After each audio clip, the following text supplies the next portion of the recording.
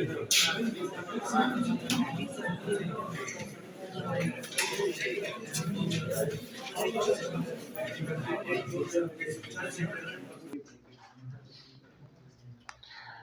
जी, last बात हो रही थी कि अल्काइल हैलाइड में जो रिएक्शन है that is what, that is NS, that is nucleophilic substitution. वो न्यूक्लियोफाइलिक सब्स्टिट्यूशन जो है या तो 1 स्टेप में होता है या फिर 2 स्टेप में होता है। ये जो न्यूक्लियोफाइलिक सब्स्टिट्यूशन है in alkyl halide that is a single step, और ये जो न्यूक्लियोफाइलिक सब्स्टिट्यूशन है in alkyl halide that is 2 step. That is, अब क्वेश्चन है कि जी कब सिंगल स्टेप में होगा और कब 2 स्टेप में होगा। वो फिर 4 फैक्टर होते हैं जो डिपेंड करते हैं, डिसाइड करते हैं कि जी कब सिंगल स्टेप में होगा और कब।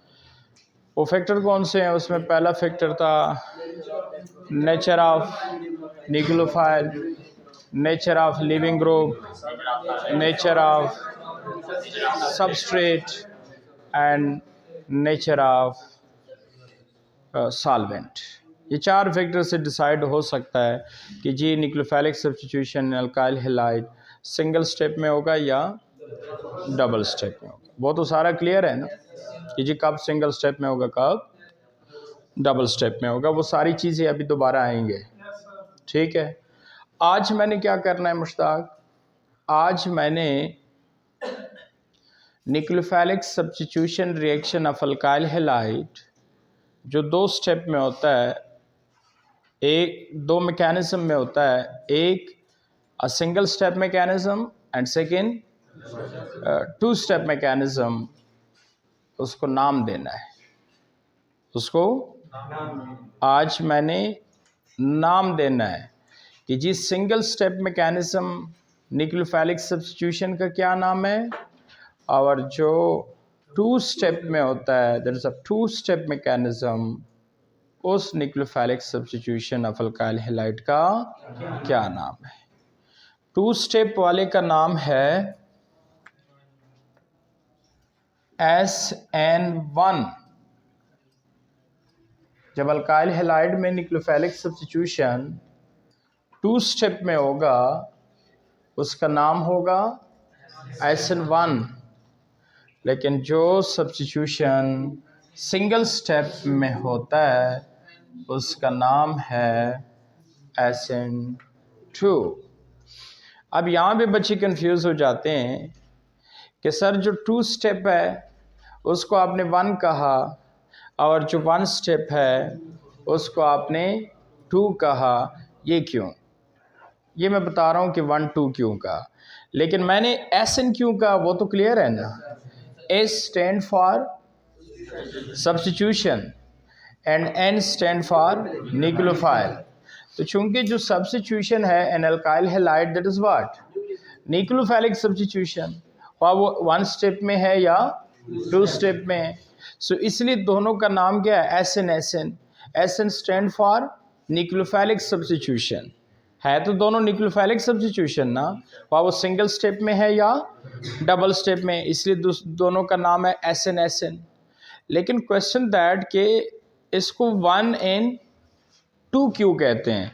ये 1 and 2 क्या चीज़ है? ये जो 1 and 2 है that is what, that is molecularity. That is first year में जो लास्ट चैप्टर था काइनेटिक्स, वहाँ पे मैंने पढ़ाया था ना कि जी मॉलिक्यूलरिटी क्या होता है। Molecularity means the number of molecule take part in a chemical reaction, that is called molecularity। means molecule में, रिएक्शन में कितने मॉलिक्यूल हिस्सा ले रहे हैं, that is called molecularity। अगर रिएक्शन में एक मॉलिक्यूल हिस्सा ले रहे हैं that is unimolecular, 2 ले रहे हैं बाईमॉलिक्यूलर, 3 ले रहे हैं ट्राईमॉलिक्यूलर, और 3 से ज़्यादा कभी भी मॉलिक्यूल रिएक्शन में हिस्सा नहीं ले सकते। हिस्सा लेगा तो या 1 लेगा या 2 लेगा या फिर 3 मालिक्यूल्स लेंगे। तो बस जितने मालिक्यूल हिस्सा लेते हैं उसको मालिक्यूलरिटी कहते हैं। अगर एक मालिक्यूल ने हिस्सा लिया so that is unimolecular, that is 1। अगर 2 ने लिया बाईमालिक्यूलर, 3 ने लिया सो दैट इज ट्राईमालिक्यूलर। ऐसे ही है ना। लेकिन कौन से रिएक्शन में? 2 तरह रिएक्शन है, मैंने बताया था। एक वो रिएक्शन होता है जो एक स्टेप में होता है, एक वो रिएक्शन होता है जो मैनी स्टेप्स में होता है। एक स्टेप वाले रिएक्शंस को क्या कहते हैं? Elementary reaction. क्या कहते हैं? काइनेटिक्स में जो हमने लास्ट किया था। और जो रिएक्शन मैनी स्टेप्स में होता है उसको कॉम्प्लेक्स रिएक्शन कहा जाता है। क्या? ठीक है ना। 2 तरह रिएक्शन है। एक वो रिएक्शन जो एक ही स्टेप में हो जाता है, एक वो रिएक्शन जो सेवरल स्टेप्स में हो जाता है। जो एक स्टेप में होता है उस रिएक्शन का नाम एलिमेंट्री है, लेकिन जो सेवरल स्टेप्स में होता है उसका नाम कॉम्प्लेक्स रिएक्शन है। क्या है? Complex reaction. अगर आपने मॉलिक्यूलरिटी फाइंड करनी है किसी कॉम्प्लेक्स रिएक्शन में, कॉम्प्लेक्स मीन्स जिसमें एक से ज़्यादा स्टेप होते हैं, लाइक दैट, तो फिर आपने कैसे फाइंड करनी है? फिर डिफिनीशन सुने। The number of molecule take part in slow step of a reaction. Molecularity क्या हो जाएगी? The number of molecule take part in slow step, मतलब रिएक्शन के स्लो स्टेप में जो जितने मॉलिक्यूल इन्वॉल्व है, that is molecularity. For example ये देखिए, ये कॉम्प्लेक्स रिएक्शन है क्योंकि ये एक से ज़्यादा स्टेप में होता है। तो फिर आपने क्या फाइंड करना है? पहले स्लो स्टेप मालूम करना है, जिसको रेट डिटरमाइनिंग स्टेप कहते हैं। स्लो स्टेप और रेट डिटरमाइनिंग स्टेप। बताए इनमें से कौन सा स्टेप स्लो होगा? स्लो स्टेप मीन जो आहिस्ता आहिस्ता होगा, फास्ट मीन जो तेज होगा। क्या लगता है इनमें से कौन सा स्लो होगा? ऊपर वाला। क्यों? क्योंकि ऊपर वाला अनस्टेबिलिटी की तरफ जा रहा है और सेकंड वाला स्टेप देखो स्टेबिलिटी की तरफ जा रहा है। क्यों अनस्टेबिलिटी की तरफ जा रहा है? देखिए बॉन्ड ब्रेकिंग हो रहा है, लेकिन नेक्स्ट स्टेप में देखो बॉन्ड मेकिंग हो रहा है। जाहिर बात है आपका बॉन्ड बनेगा तो जल्दी होगा ना, लेकिन अगर आपका बॉन्ड टूट रहा है आप कभी टूटने नहीं देंगे। सो स्लो हमेशा। कब आप फास्ट जाते हैं? शाबाश। किस तरफ? देखिए ना, फास्ट बंदा तब जाता है जब स्टेबिलिटी की तरफ चीज़ जाती हो, और स्लो कब जाता है? जब अनस्टेबिलिटी की तरफ चीज़ जाती हो। तो पहले स्टेप में देखो चीज़ जा रही है मेरे ख्याल में अनस्टेबिलिटी की तरफ, क्योंकि इधर बांड पूरे हैं इधर बांड पूरी। लेकिन दूसरे स्टेप में देखो चीज़ जा रही है स्टेबिलिटी की तरफ, इधर बांड पूरी नहीं है इधर बांड।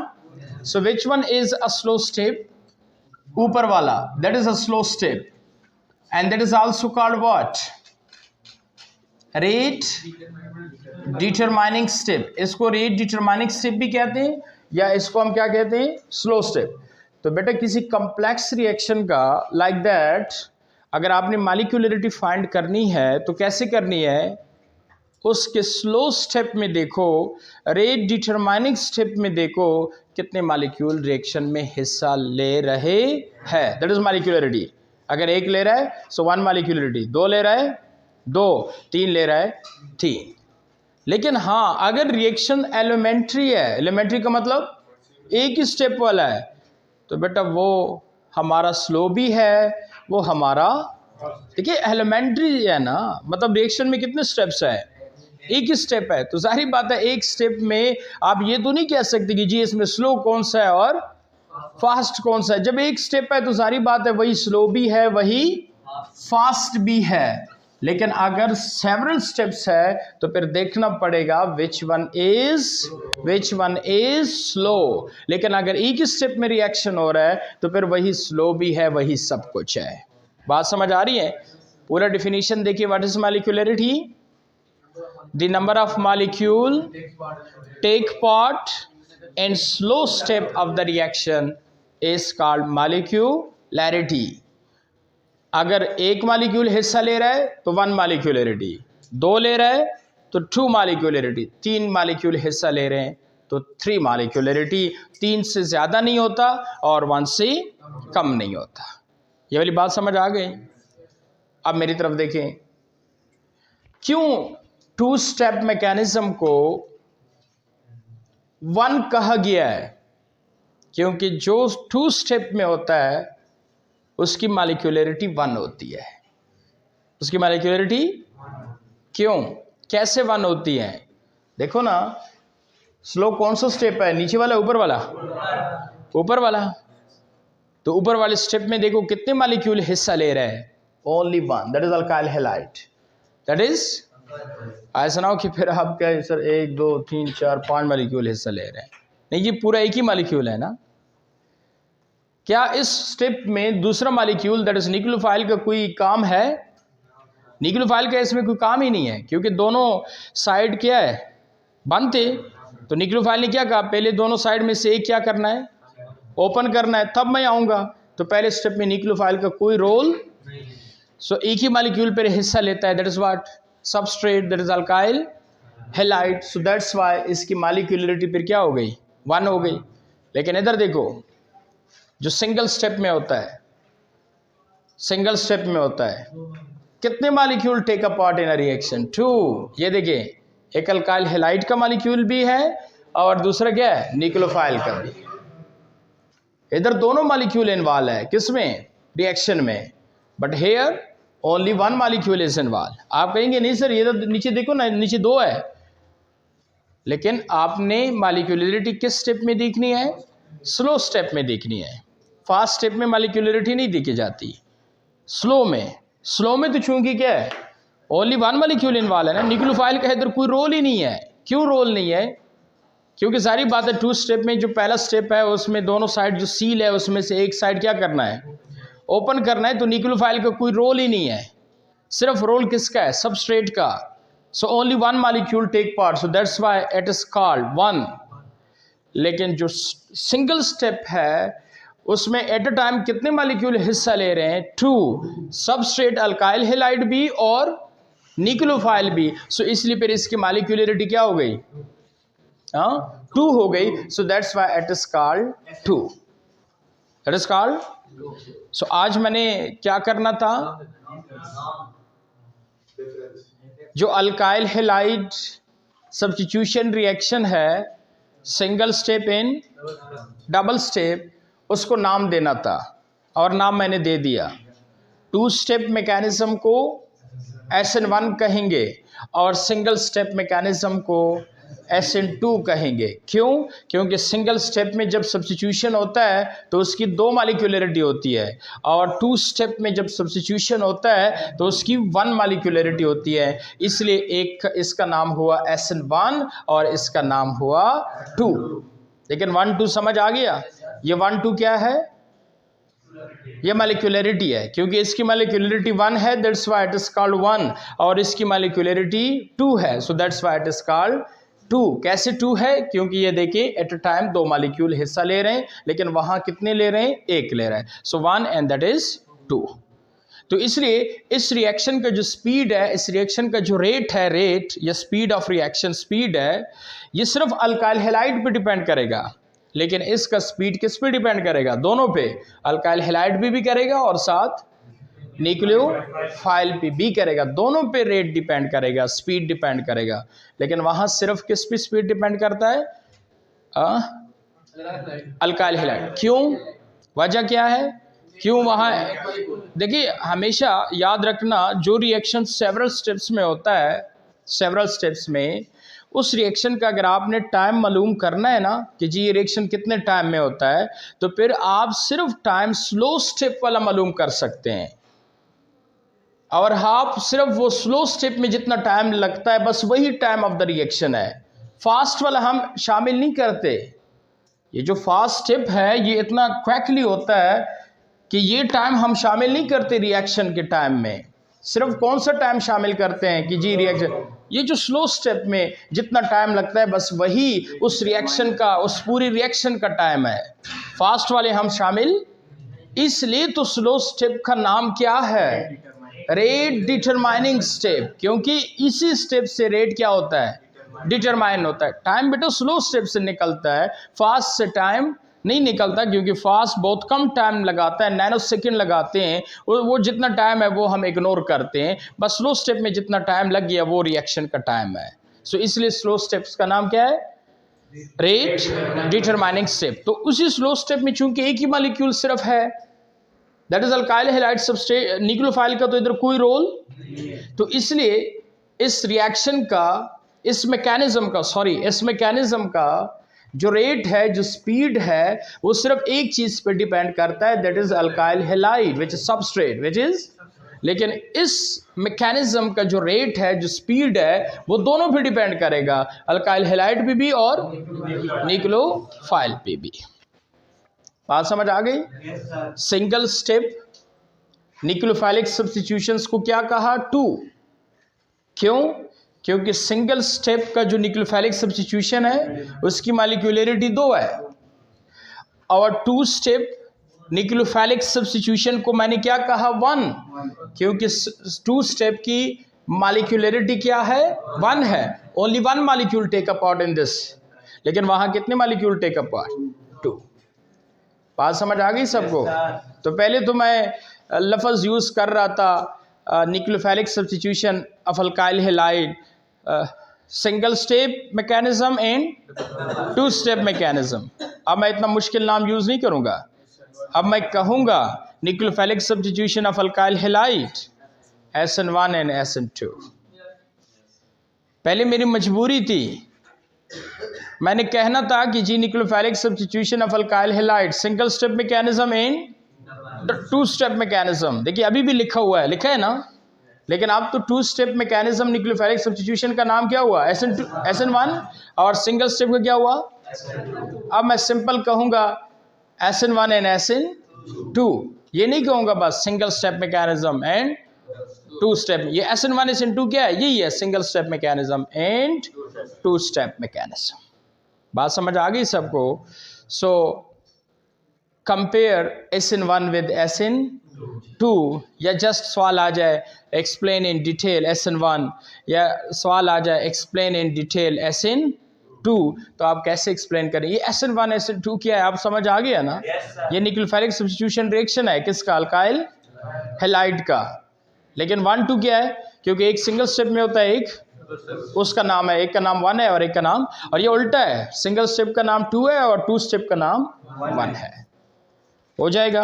अब दोनों को कंपेयर करना है, दोनों को कंपेयर करना है। कंपैरिजन का मतलब ये है कि SN1 और SN2 में क्या डिफरेंसेस है और क्या सिमिलरिटीज है। ये सवाल आप कैसे लिखेंगे, ये बड़ा इंपॉर्टेंट है। कंपैरिजन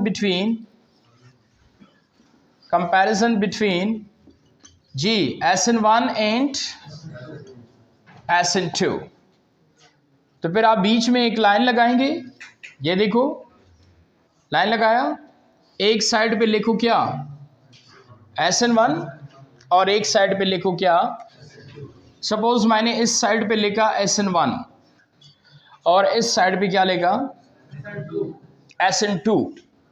अब इन दोनों में कंपैरिजन का मतलब हमेशा क्या होता है? कंपैरिजन का मतलब होता है कि बताओ क्या सिमिलरिटीज है और क्या डिफरेंसेस है, दोनों चीजें बतानी है। सिमिलरिटीज क्या है और डिफरेंसेस क्या है? तो SN1 को मैं SN2 से अब कंपेयर कर रहा हूं। क्या मतलब? सिंगल स्टेप न्यूक्लियोफाइलिक सब्स्टिट्यूशंस को मैं कंपेयर कर रहा हूं किससे? 2 स्टेप न्यूक्लियोफाइलिक सब्स्टिट्यूशन से। सबसे पहले तो आपने लिखना है, हेडिंग देनी है, दैट इज स्टैंड बाय। क्या हेडिंग देनी है? कि जी SN1 SN2 स्टैंड क्या करता है? SN1 SN2 स्टैंड क्या करता है? ये कंपैरिजन है जी। S stand for what? S stand for substitution and N stand for nucleophile and 1 stand for unimolecular। 1 stand for unimolecular लिख देंगे इसी तरह, पेपर में आपने सेम इसी तरह लिखना है। और यहां पे स्टैंड बाय क्या लिख दें? S for what? Substitution, N for nucleophile and 2 for what? Bimolecular। Molecular, ये एक कंपैरिजन हो गया, that is stand by. Second, molecularity, heading क्या देनी है?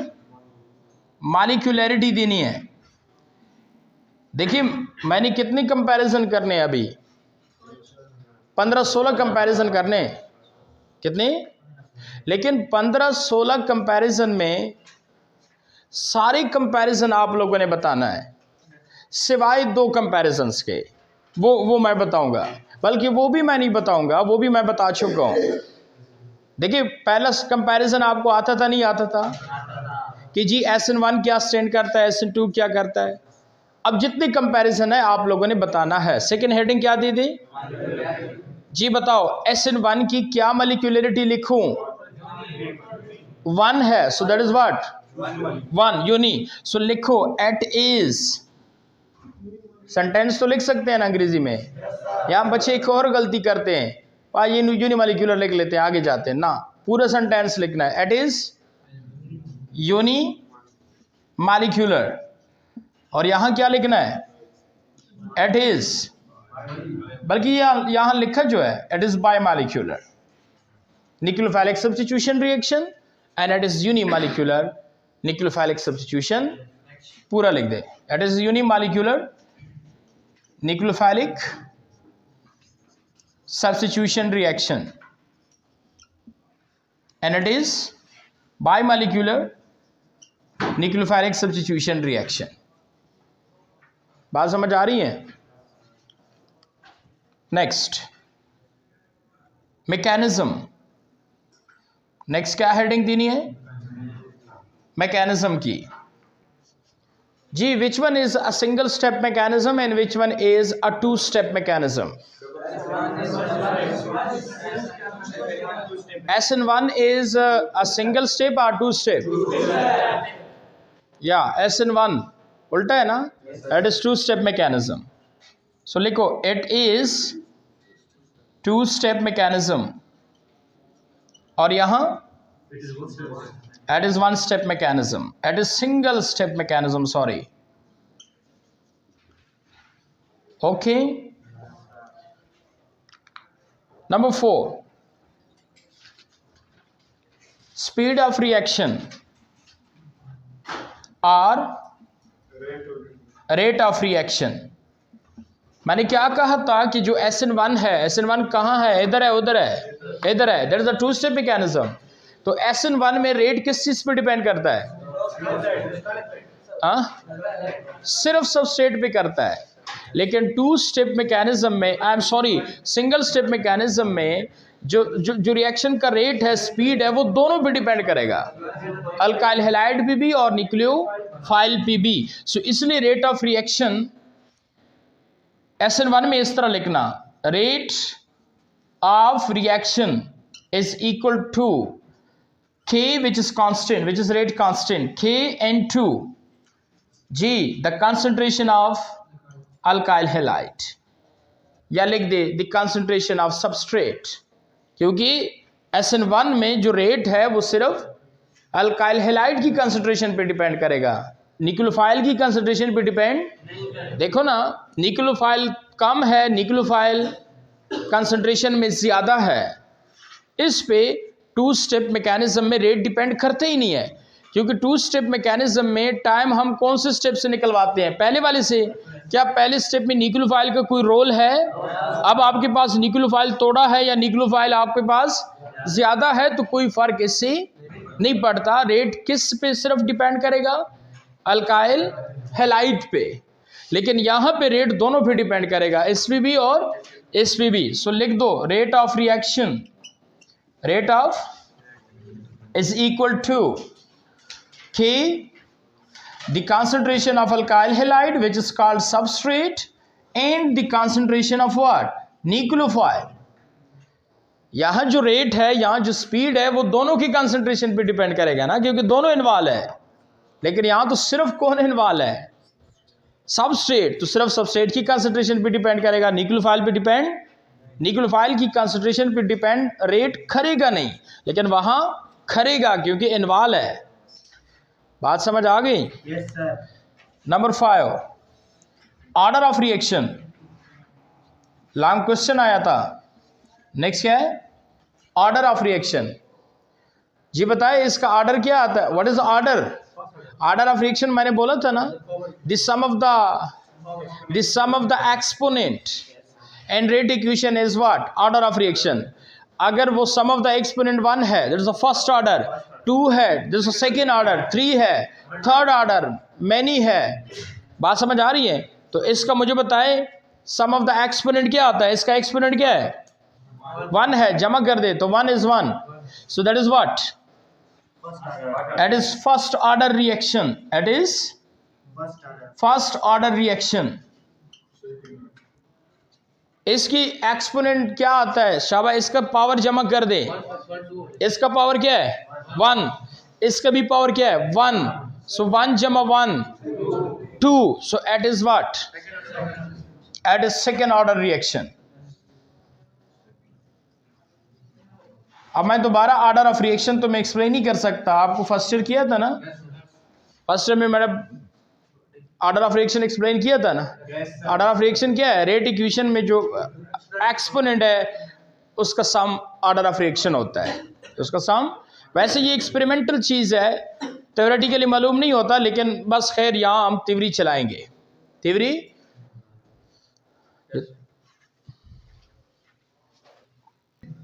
नेक्स्ट कंपैरिजन क्या है?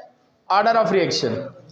It is the first order of reaction and that is, देखिए लिखा भी है वैसे 1 2 फर्स्ट सेकंड, लेकिन ये 1 2 से ऑर्डर ऑफ रिएक्शन मतलब नहीं है। ये 1 2 क्या है? मॉलिक्यूलरिटी है, लेकिन वैसे इशारा कर रहा हूँ कि जी 1 and 2 कितने कंपैरिजन हो गए?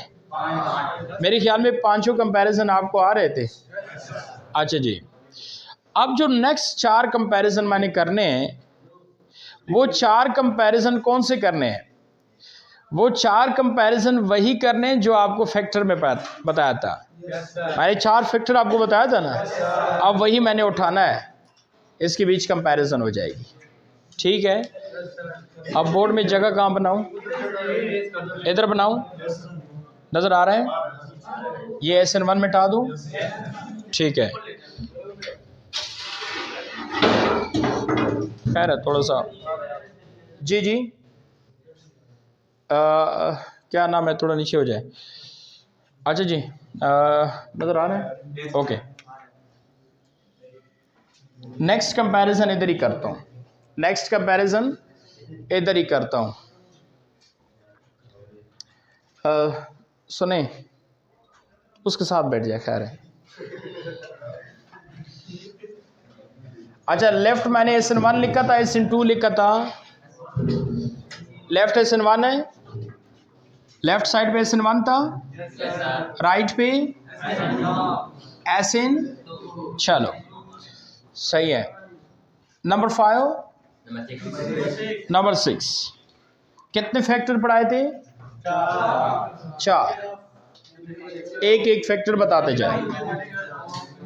पहला फैक्टर कौन सा था? Nature of nucleophile. बताया था ना कि न्यूक्लियोफाइल 2 तरह के होते हैं, स्ट्रॉन्ग एंड वीक। नेक्स्ट इसी पे लेक्चर दूंगा कि ये तुम्हें कैसे पता चलेगा कि जी which one nucleophile is strong and which one is weak. ये बहुत ज़रूरी है एनएमडीकेट पॉइंट ऑफ व्यू से। यहाँ काफ़ी MCQs आते हैं, चारों ऑप्शन में आपको न्यूक्लियोफाइल दिया होता है, लेकिन आपसे पूछता है विच वन स्ट्रॉन्ग, तो तुम्हें कैसे पता चलेगा कि जी कौन सा न्यूक्लियोफाइल स्ट्रॉन्ग है और कौन सा वीक है? उसके भी 7-8 फैक्टर है। कितने फैक्टर है? लेकिन 3 मेन फैक्टर मैं आपको बताऊंगा जिससे आराम से डिसाइड हो सकता है which one strong which one is week. चलो वो बाद में। जी, SN1 इज द 2 स्टेप और 1 स्टेप? SN1 is 2 step. मैंने क्या कहा था कि 2 स्टेप के लिए न्यूक्लियोफाइल कैसा होना चाहिए? Strong, weak? वीक। अगर स्ट्रॉन्ग है तो फिर तो एक स्टेप में वो दोनों काम निकलवा सकता था। इसका मतलब है कि जब 2 स्टेप में बात क्यों गई थी? क्योंकि न्यूक्लियोफाइल कमज़ोर है, वो एक ही स्टेप में दोनों काम नहीं कर सकता। तो इसी वजह से वो कह रहा था ना कि नहीं पहले इसको निकाल दो, ये देखो निकाल दिया, अब जो है ना बुड्ढा आराम से आ जाएगा, या फ्रंट से या वो तो जैसा भी है। लेकिन अगर ये कमज़ोर है तो 2 स्टेप में बात बनेगी ना। इफ इट स्ट्रॉन्ग तो फिर तो एक स्टेप में भी काम हो सकता नहीं हो सकता। जो SN1 इज अ 2 स्टेप और single? SN1 is 2 step. So for 2 step the nucleophile is so weak, but here the nucleophile is strong. Next, that is nature of what? Living group. मैंने क्या कहा था कि लिविंग ग्रुप भी दो तरह का है, one is good and other is bad. Which one is good leaving group, इस पर भी अपना अलग लेक्चर दूंगा कि जी which one leaving group is good. अब सपोज 4 हेलोजन है, fluorine, chlorine, bromine and iodine, उनमें से गुड लिविंग ग्रुप आयोडीन है. क्वेश्चन क्यों है जी? ड्यू टू साइज, लेकिन वो नेक्स्ट एक्सप्लेन करूंगा जी. कब बात 2 स्टेप पे बनती थी? जब लिविंग ग्रुप गुड हो बैड हो. यस, 2 स्टेप पे इसलिए बनी थी ना क्योंकि living group is what? Bad. But if the living group is what?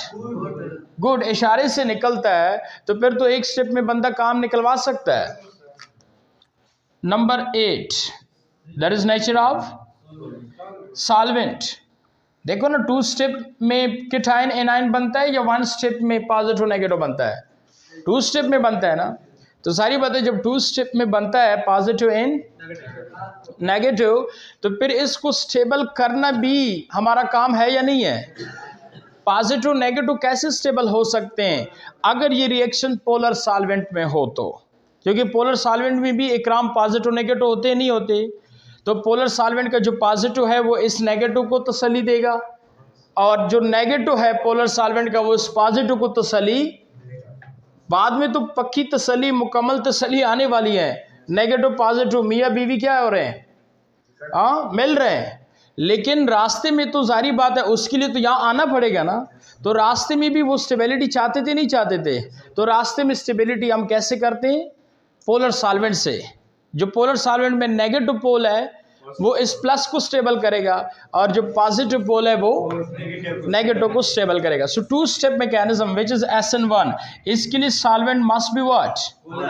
Polar protic solvent. लेकिन प्रोटिक को छोड़ दे, बस सिर्फ ये याद रखिए कि 2 स्टेप के लिए सॉल्वेंट क्या होना चाहिए? अगर सॉल्वेंट आपका नॉन पोलर है तो जारी बात है आपका फिर 2 स्टेप पॉसिबल नहीं है, क्योंकि इसकी स्टेबिलिटी नहीं होगी. तो फिर वहां कौन सा जाएगा? That is single step. That is single step. That is so non polar solvent या ए प्रोटिक सॉल्वेंट सिंगल स्टेप करेगा, लेकिन पोलर सॉल्वेंट कौन सा करेगा? 2 स्टेप करेगा. Next, nature of substrate. जी 2 स्टेप मैकेनिज्म कौन से सबस्ट्रेट में होगा? 2 स्टेप प्राइमरी में, टर्शरी में? यस, टर्शरी में. बताया था ना, क्योंकि टर्शरी में दोनों साइड क्या है? सील है, बंद है. अब सारी बात है न्यूक्लियोफाइल आ ही नहीं सकता, दोनों बंद है. अब पहले स्टेप में क्या करना है? कोई साइड ओपन करना है, कोई साइड, तब बात बनेगी किस पे? 2 स्टेप पे बन गई. तो इसी वजह से टर्शी जो है ये कौन सा अल्काइल हैलाइड है? तो टर्शी में 2 स्टेप है ना, लेकिन प्राइमरी में. तो आप लिख दे, इस तरह लिख दे, tertiary alkyl halide greater than secondary alkyl halide greater than primary alkyl halide. मतलब 2 step mechanism which is SN1 सबसे ज्यादा किस में होगा? टर्शरी में. फिर किस में होगा? सेकेंडरी में. फिर किस में होगा? प्राइमरी में. लेकिन सिंगल स्टेप मैकेनिज्म उल्टा कर दे, उल्टा कर दे. वो सबसे ज्यादा किस में होता है? सबसे ज्यादा प्राइमरी अल्काइल हैलाइड में होगा, then secondary, then tertiary alkyl halide, then tertiary alkyl halide होगा. उसका उलट है. कितने हो गए? 9 हो गए जी. अब उसको मिटाना पड़ेगा. ये मैं नहीं मिटा सकता, क्योंकि नेक्स्ट जो कंपैरिजन मैंने करने वो यहां से करने. ये वाली 4 फैक्टर ओके. अब उसी पे ये देखिए, ये मिटा रहा हूं. मिटा दूं?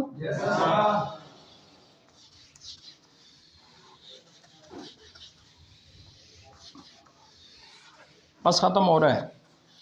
नेक्स्ट जो कंपैरिजन है between SN1 and SN2, that is दस, दैट इज इन्वर्जन. कल पढ़ाया था ना? 180 एंगल चेंज को क्या बोलते हैं? 180 angle change in configuration is inversion. बताएं मुझे, 2 स्टेप मैकेनिज्म में इन्वर्जन होता है नहीं होता? That is 50-50। हो भी सकता है, नहीं भी हो सकता, क्योंकि वो मुकम्मल डिटेल याद है ना, लेकिन सिंगल स्टेप में तो हर सूरत में होगा, हर सूरत में सो लिख दे, इधर लिखे inversion and configuration 50-50। 50-50 means may or may not, means 0% or 100%।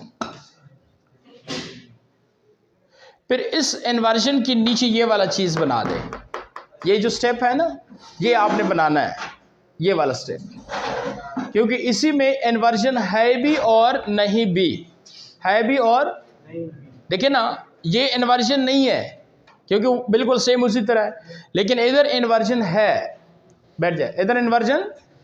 तो इन्वर्जन के बाद ये चीज़ आपने 2 स्टेप बनाने हैं, बना लेंगे, और वहाँ इन्वर्जन इन कॉन्फ़िगरेशन क्या होगा, must be, that is what 100%। उधर तो हर सूरत में 100% है, 0% वाली बात ही नहीं है, लेकिन इधर 50-50 है, 0% भी है और 100% भी है।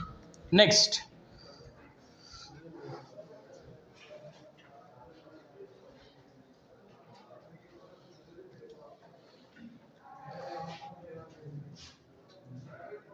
Change of hybridisation.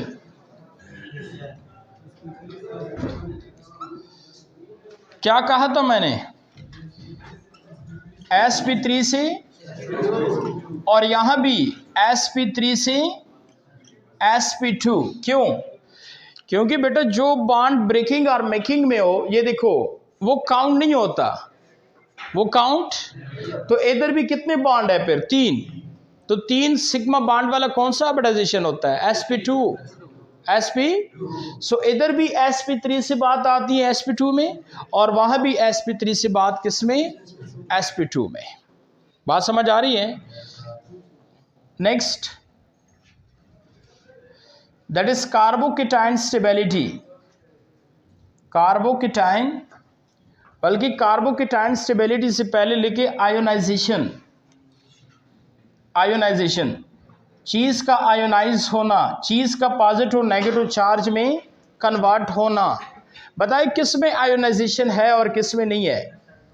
SN2 में देखिए आयोनाइजेशन हो रही है ना, पॉजिटिव एन, क्या वहाँ हो रही है? वहाँ क्यों नहीं होती? क्योंकि बॉन्ड मेकिंग एंड ब्रेकिंग वाला जो वो सेम टाइम है ना, तो वहाँ कोई चीज़ आयोनाइज नहीं हो रहा, लेकिन यहाँ पे तो ठीक ठाक क्या है, आयोनाइजेशन है। तो यहाँ है आयोनाइजेशन, लेकिन वहाँ नहीं है। बात समझ आ रही है? नेक्स्ट,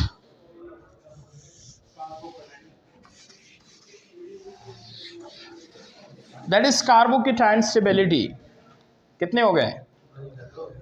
खत्म ही नहीं होते। कार्बोकेटाइन स्टेबिलिटी, कार्बोकेटाइन किसको कहते हैं? कार्बन पे पॉजिटिव चार्ज आने को कार्बोकेटाइन कहते हैं। मेरी तरफ देखिए, बस ये लास्ट एक छोटा सा रूल बताता हूँ, that is called Saytzeff rule.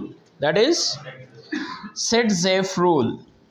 ये बंदा क्या कहता है? ये बंदा कहता है कि those carbocation is more stable which is more alkylated. Those carbocation is more stable which is more alkylated. मेरी तरफ देखिए ना, वो कार्बोकेटाइन ज़्यादा स्टेबल होता है जो क्या हो, मोर अल्काइलेटेड हो। मोर अल्काइलेटेड का मतलब है जिसके साथ अल्काइल ग्रुप ज़्यादा हो। इसकी वजह क्या है? अल्काइल ग्रुप जिसके साथ ज़्यादा हो वो C+ क्यों मोर स्टेबल होता है?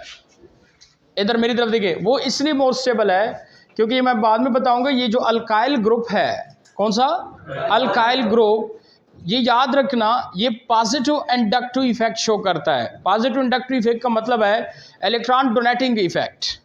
अल्काइल ग्रुप हमेशा इलेक्ट्रॉन डोनेटिंग इफेक्ट शो करता है। तो मेरी तरफ देखें, इस C+ के इर्द गिर्द कितने अल्काइल ग्रुप है? तो सारी बात है, यहाँ से भी इलेक्ट्रॉन इसको आ रहे हैं, यहाँ से भी आ रहे हैं, यहाँ से भी, तो मेरे ख्याल में खुश है ना। लेकिन अगर ये C+ मैं कैसे कर दूं, इधर H कर दूं, इधर भी H कर दूं, और इधर चलो एक CH3 कर दूं, तो कितने तरफ से इलेक्ट्रॉन आ रहे हैं? सिर्फ एक तरफ से आ रहा है ना। तो मुझे बताइए ये वाला ज्यादा खुश होगा C+ या पहले वाला? So which one carbocation is more stable, which is more alkylated, जिसके इर्द गिर्द अल्काइल ग्रुप क्या हो, क्योंकि माल फिर वहां से भी आएगा, यहाँ से भी आएगा, वहां से भी आएगा, तो फिर प्लस क्या हो गई, खुश होगी। तो मुझे बताए किस में कार्बोकेटाइन स्टेबिलिटी पॉसिबल है? 2 स्टेप में, 1 स्टेप में? 2 स्टेप में पॉसिबल है, because the alkyl halide is tertiary, लेकिन सिंगल स्टेप में पॉसिबल। इसलिए तो यहाँ कार्बोकेटाइन बनता है, वहाँ क्यों बात एक स्टेप में हो रही है, 2 स्टेप में क्यों नहीं हो रही? Question that. क्योंकि अगर 2 स्टेप में होगी तो C+ बनना है, लेकिन वहाँ तो C+ स्टेबल नहीं है। क्यों स्टेबल नहीं है? क्योंकि इर्द गिर्द इलेक्ट्रॉन देने वाले ग्रुप नहीं है। प्राइमरी में तो इलेक्ट्रॉन देने वाले ग्रुप, जब इलेक्ट्रॉन देने वाले ग्रुप नहीं है तो प्लस कैसे स्टेबल हो जाए? इसलिए वहाँ C+ बनेगा नहीं। यहाँ चूंकि C+ स्टेबिलिटी है टर्शी में, इसलिए यहाँ पे C+ बनता है। सो कार्बोकेटाइन स्टेबिलिटी किस में है? SN1 में, और किस में नहीं है? SN2 में। और लास्ट बस दैट इज 14, वो एग्जाम्पल कर दे। क्या कर दें? एग्जाम्पल में आपने ये चीज़ कॉपी करना है, ये चीज़ उठा के दोबारा लिख दी, और यहाँ पे ये चीज़ दोबारा लिख दी। सो ये आपका लास्ट फैक्टर बन जाएगा, कंपैरिजन बन जाएगा। That is what, that is 14। बस एग्जाम्पल में ये चीज़ आपने दोबारा क्या करना है, इधर कॉपी करना है, और ये वाला चीज़ भी क्या कर ले, दोबारा इधर कॉपी कर दे। So that is all about comparison between SN1 and SN2।